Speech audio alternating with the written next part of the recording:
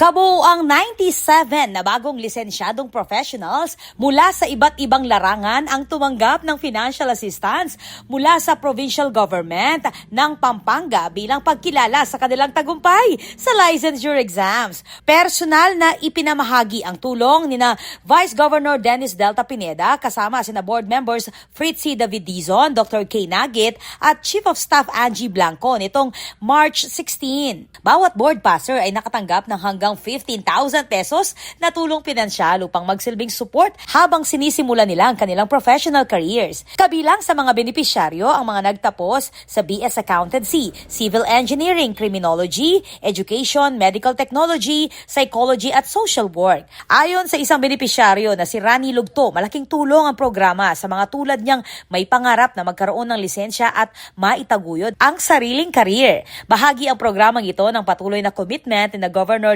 Nanay Pineda at Vice Gov Delta sa pagsuporta sa edukasyon at professional growth ng kabataang Kapampangan. Sa pamamagitan ng ganitong inisyatibo, patuloy na kinikilala ng pamahalaang panlalawigan ang sipag at dedikasyon ng mga bagong professionals habang hinihikayat silang mag-excel at mag-ambag sa kaunlaran ng kanilang komunidad at buong lalawigan. Ako po, Patricia Mamangon para King News Force Pampanga. Balitang Totoo, King Balen Susuyo.